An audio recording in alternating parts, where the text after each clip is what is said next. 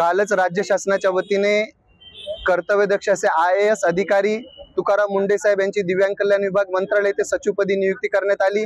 त्यांची आजवर विविध विभागातून बदल्या करण्यात आल्या होत्या। आज त्यांना कुठेतरी आमच्या हक्काचा जे दिव्यांगांचा जो आधार आहे त्यांना ते पद दिलं तर आमच्याशी आम्ही त्यांच्या पाठिंब्यास्तव आम्ही त्यांचा सत्कार करण्यास त्यांचं स्वागत करण्यासाठी आज आम्ही सकल दिव्यांग संघटना महाराष्ट्र राज्य नांदेडच्या वतीने आज परमपूज्य बोधिसत्व डॉक्टर बाबासाहेब आंबेडकर यांच्या प्रतिमेस पुष्पहार अर्पण करून आम्ही फटाक्यांची आतिषबाजी केली आणि एकमेकाला पेढे भरून आम्ही आनंदोत्सव साजरा केला। आणि मुंडे साहेबांकडून आम्हाला अशा अपेक्षा आहेत की तुकाराम मुंडे साहेबांनी आपण पुनर्वसन कायदा 1995 हा कागदावर आहे, दिव्यांग सुधारित ऍक्ट 16/2016 हा कायदा सुद्धा कागदावरच आहे। दिव्यांगांच्या ज्या काही शासनाच्या योजना आहेत या केवळ अंमलबजावणीचा अभाव आहे। आम्हाला त्यांच्याकडून भरपूर अशा अपेक्षा आहेत, कारण त्यांनी कुठलाच समाज असा त्यांनी हे करत नाही, समाजाला कर्मचाऱ्याला सर्वांना पाठीशी धरून त्यांनी असे आज लोकाभिमुख असे कार्य करणारे कर्तव्यनिष्ठ असे अधिकारी आहेत। तर आम्हाला त्यांच्याकडून अपेक्षा आहेत की नांदेड जिल्ह्यासह संपूर्ण महाराष्ट्रातील बोगस दिव्यांग कर्मचारी असो बेरोजगार असो जे शासनाची फसवणूक करतील त्यांनी चौकशी करावी, शोध मोहीम राबवावी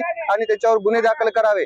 तसेच ज्या काही विशेष शाळा आहेत दिव्यांगांच्या त्या विशेष शाळेमध्ये बोगस शिक्षकांची भरती करून घेण्यात आलेली आहे। संस्था चालक असेल किंवा मुख्याध्यापक असेल यांनी बोगस दिव्यांग शिक्षकांची कर्मचाऱ्यांची भरती केली। या संस्था चालक त्याची त्यांनी चौकशी करावी आणि दोषी जे आहेत त्यांच्यावर कठोर अशी कारवाई करून त्यांची संस्था बंद पाडावी, त्यांच्यावर गुन्हे दाखल करावे फसवणूक केल्या प्रकरणी। तसेच आमच्या स्थानिक स्वराज्य संस्था असेल, आमदार निधी खासदार निधी असेल हा त्यांनी खर्च करून द्यावा आम्हाला, अशी त्यांच्याकडून आम्हाला भरपूर अपेक्षा आहेत। तसेच आम्ही सारे तुकाराम मुंडे हे जयघोष देऊन आम्ही आज सकल दिव्यांग संघटना महाराष्ट्र राज्य नांदेडच्या वतीने आज इथे आम्ही आनंदोत्सव साजरा करत आहोत।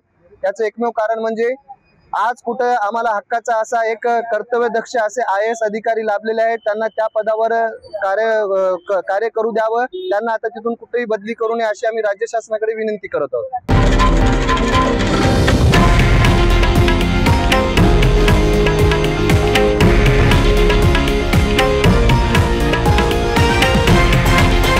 हे आहे देशातील नंबर 1 न्यूज नेटवर्क आणि आपण पाहत आहात TV9 मराठी, एकमेव।